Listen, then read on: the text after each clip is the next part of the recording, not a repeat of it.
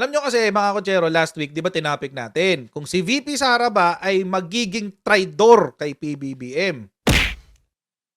Oh, may pasuntok na ako ngayon. Anyway, magiging traidor ba siya kay PBBM? Oh, yun ang topic natin last week.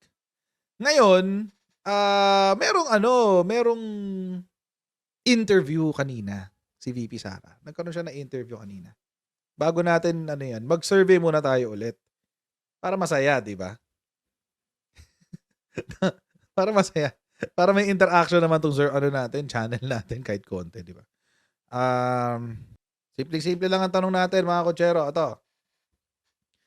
Sa palagay nyo ba ay tatraidorin ni VP Sara ang Marcos administration? Yan lang ang tanong ha. Sa palagay nyo ba ay tatraidorin ni VP Sara? Yan lang ang question natin for yan lang pa-survey natin for tonight's video. So, panoorin natin yung interview. Ito yung excerpt ng video na kinuha ko sa balita. Ayan. Tapos syempre, because of commitments, magsha-shoutout tayo sa mga kaibigan natin sa Sendwave!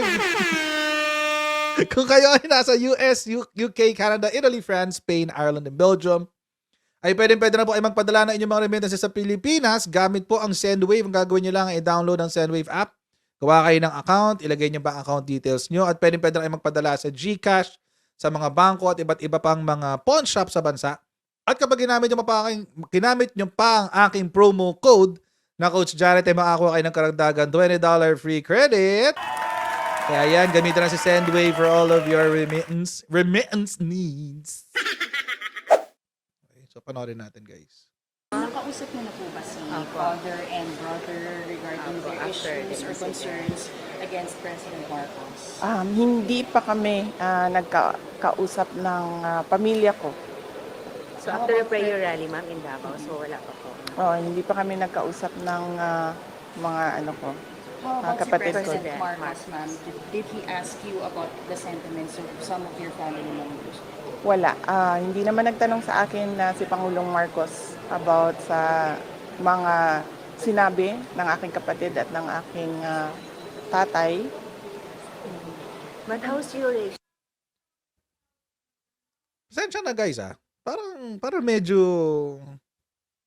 ganda na tingin sa akin ni VP. Anyway, it's interesting sa akin mga kotsero na na hanggang ngayon hindi pa niya nakakausap yung mga kapatid at tatay niya. It's quite interesting para sa akin nun. Kasi mga kotsero, ang hirap lang paniwalaan na simula noon hanggang ngayon hindi pa sila nag-uusap. Talaga, ilang linggo na ba? May 2 linggo na ba? Parang ganun eh. Parang may 2 weeks na eh. Ang sinasabi ko lang is this, parang ang labong isipin na hindi pa niya nakakausap yung pamilya niya. Simula nung sumabog yung issue. Lalo na at nandoon siya sa rally. Nandun siya sa rally. Di ba nandun siya nung gabi? Nung umaga, nandoon siya sa Uniteam. Hindi pala sa Uniteam. Nung umaga, nandun siya sa Bagong Pilipinas. Nung gabi, nandun siya sa lakad. Lakad ba ng Maisug? Lakad ba yun? O hakbang. Hakbang ng Maisug. Parang ganun. O yun, ganun. Parang imposible. Parang hindi ko makita na mangyayari yung ganun. So, I'm pretty sure na hindi siya nagsasabi ng totoo dito. Kundi pa pretty sure. Not completely sure. But I guess meron siyang bagong meron ngayon siyang bagong drama. Ang bagong drama ngayon ng mga Duterte. And it's not just VP Sara, ng mga Duterte, lahat sila. Ang bago nilang drama, hindi na yung tapang at malasakit. Kasi hindi na uubra yung tapang at malasakit. Mga duwag nga eh. Bistado kaduwagan ni Shidigong eh. Bistado yung kaduwagan ni Baste eh. So, hindi na pwede yung tapang. Hindi na rin pwede yung malasakit. Bakit? Hindi na pwede yung malasakit. Kasi, willing kang pahirapan ng Mindanao para lang magkaroon ka ng secession. Diba? Kam-kam ka sa kapangyarihan. So, paano ka magkakaroon ng malasakit? So, malabo na yung tapang at malasakit. Ang ang bago nilang drama ngayon, ang tawag nila charm offensive. Charm offensive, mga kutsero. Dadaanin ka sa sa patwitams. Ganun. Dadaanin ka sa patwitams. Tulad na to. Ayan. Diba? Short responses. Tapos, very curt. Short and curt responses. Not giving out too much details. So, ewan ko lang parang hindi ako naniniwala. Hindi ako naniniwalang hindi pa niya nakakausap yung pamilya niya. Kung ganun man, kung totoo, di mali ako. Maganda. Di ba? Di totoong inosente. Totoong inosente. Walang problema doon. Paano kung hindi? Relationship po with him, Ma'am Vivi? Oh, we have no problem with each other. President Bongbong Marcos and I are doing good. We are okay in terms of our relationship, both personal and working relationship.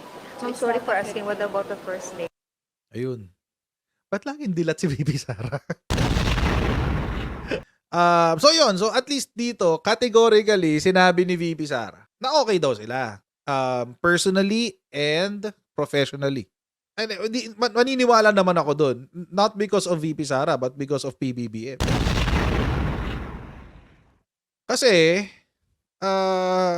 kung sabi ko nga sa inyo, mga kutsero, nung medyo nasa sirkulo pa ako ng mga taong maimpluwensya. Right now, I'm having a hard time trusting yung mga binibitawang salita ni VP Sara. And I'll explain later kung bakit. Pero that's me. Pwede nyo namang hindi paniwalaan. Pero ako, nagkukwento lang ako base sa sa paniniwala ko. And you feel free to kasi opinion ko lang naman yun eh. So, tuloy natin. Lady, Ma'am, kasi nung recent yung departure, parang marami nakapansin, Ma'am, na parang may dadmahan daw sa relationship with the First Lady. Yes, opo. I have no comment as of this time. Ma'am, how about yung secession po ng Mindanao? Kasi Opo, as po yan ng proposed po by the father po niya. Is it something President. that you support? And what's your stand on that? Opo. I have no comment on that for now. Thank you so Thank much. you. Ma'am, you Thank mentioned you. you're running for election 2025 po ba ito? 2028? Anong position po ito? Sinasabi ko lagi na ang politika parang buhay lang yan. Hindi mo alam kung anong mangyayari bukas. Two things na para sa akin mahalaga. Itong dalawang bagay na to. Una, na hindi niya sinagot. Una, wag na natin pansinin yung kay PBBM, yung kay Lisa, etc. etc. Wag na natin pag-usapan yun. Kasi, masyadong controversial. Well, si PBBM, na-explain ko naman na kanina, wala namang maniniwala ako doon kasi mabait si PBBM, hindi dahil kay VP Sara.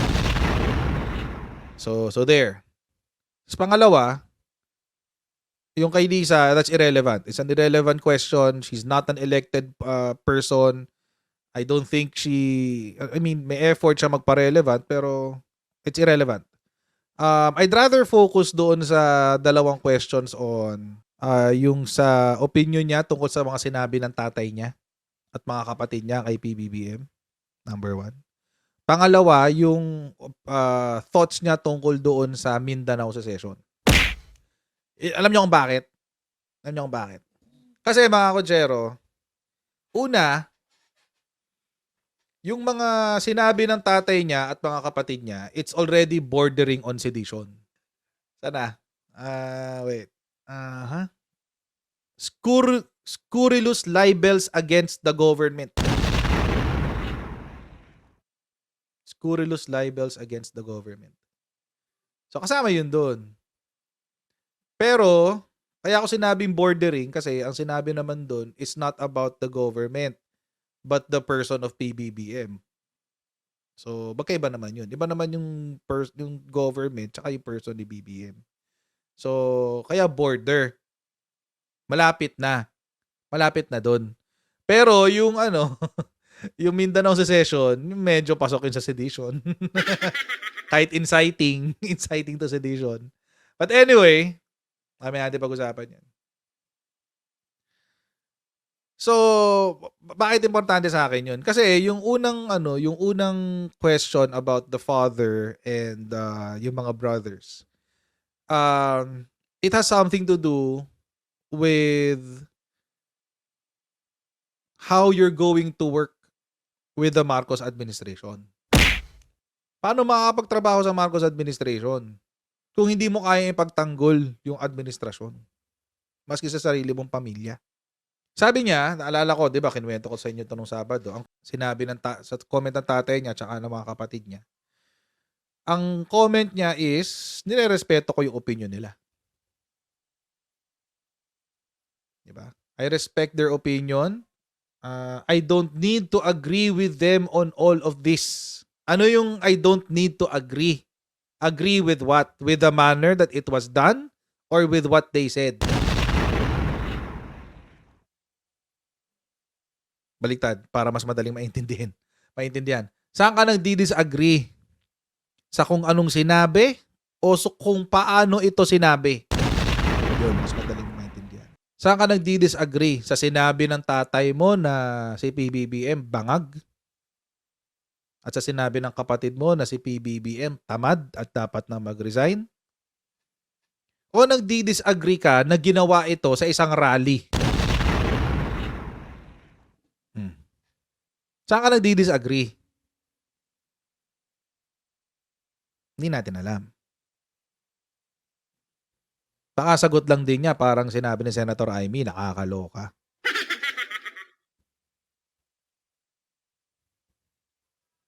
So how can you trust a person like that? Paano mo pagkakatiwalaan yan? Pag ikaw katrabaho mo yan.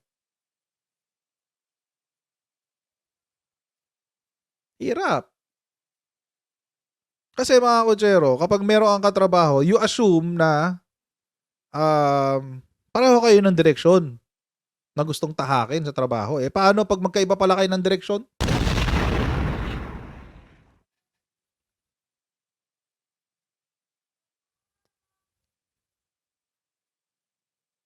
May nag-comment dito. Sabi ni JCT.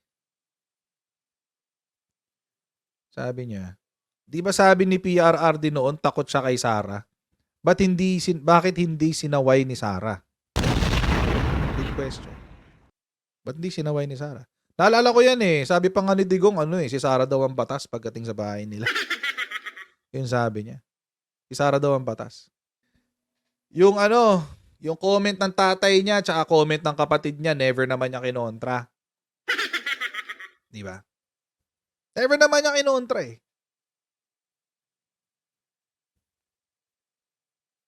So how can you trust what she's saying about the administration?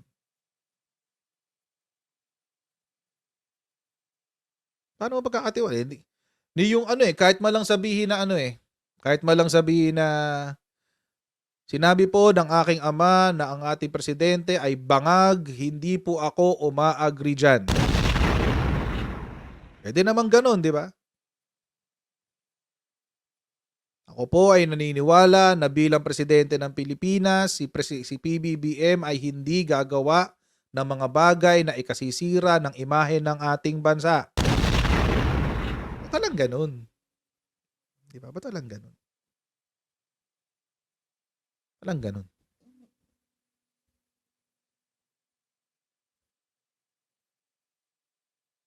O, doon sa kapatid niya. Sinabi po ng aking kapatid na si Baste na ang presidente ay tamad at dapat nang mag-resign. Hindi po ako naniniwala na ang presidente po ay tamad. Dahil nakikita ko po siya sa aming mga meeting na ginagawa at ginagampanan ng kanyang mga trabaho. Sama ba doon? Di naman kakasama yun eh. Alam niyo ba siya tahimik? I'll give a theory. Theory lang naman, theory lang. Ayaw niyang i-alienate yung mga supporters ng tatay niya. Ayaw niya alienate yung supporters ng tatay niya. Kaya ayaw niya magsalita.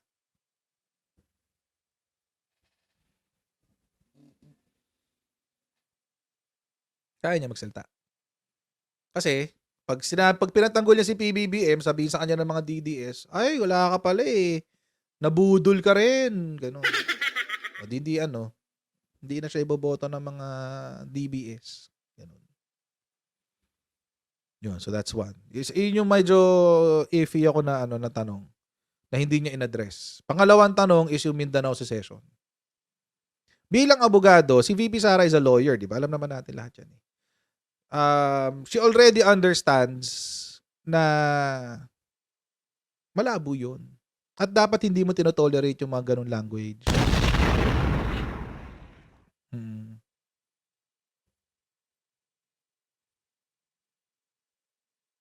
Huwag mo tolerate yun. Huwag mo tolerate yun. Kasi lawyer ka eh. Dapat ina-uphold mo yung constitution. Tingnan niyo yung kampo ni Digong. Oh, hirap na sila sa damage control.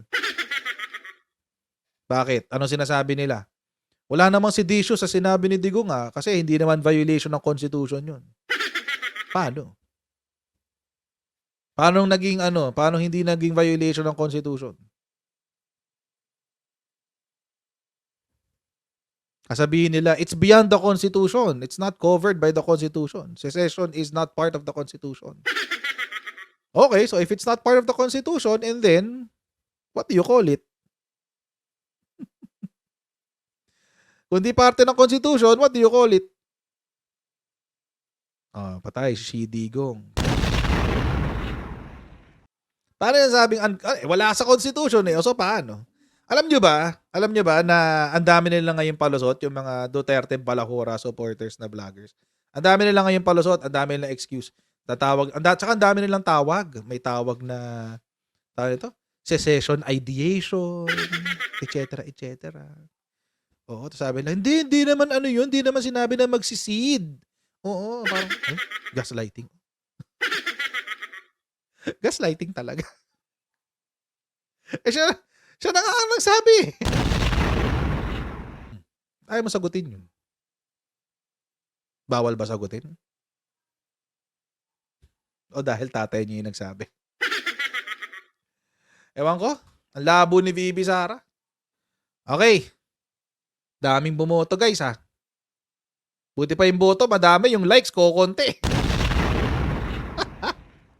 Mag-like naman kayo dyan, oy. Ang Vargas eh. Ang pangit. Ay, nako. At sa palagay nyo ba ay tatraydo rin ni VP Sara ang Marcos administration? Survey says, yes, 78%. No, 22%. Mas marami pa tayo sa mga kinukuha ni SW, ni Pulse Asia. 1,300. Si Pulse Asia hanggang 1-2 lang usually. But anyway, andito sa live mga Maka FL at DBS. Ayan sila. Enjoy nila yung torture.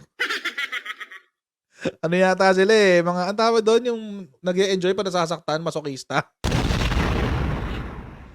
Dahil sa survey na yan, may kakain ng mic. Ay, naka. Oo, may kakain na naman ng mic dyan, for sure! Kawawa naman yung matanda. Diyos ko. May mga hitad din. May mga kumpleto pala. So, lahat ng mga, lahat ng tao across the spectrum. Okay, gusto ko yan, guys. Gusto ko yan. Yung may supporters, may mga galit, may mga triggered, ganyan-ganyan. Gusto ko yan. But anyway, ganito lang po muna tayo for today mga Kochero. Huwag niyo po kalimutan mag-like, share, and subscribe. And I'll see all of you in the next Coach Jarrett Live, guys. Alright, bye everyone, and see you next time. Bye!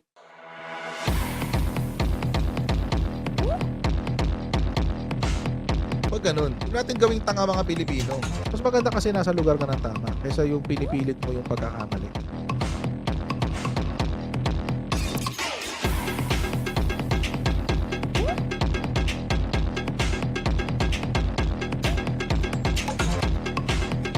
Are they willing to go that far? Hindi makakalimutan ng Pilipino yan hanggat di nasasagot niya. Sino ngayon nagsasabi ng totoo?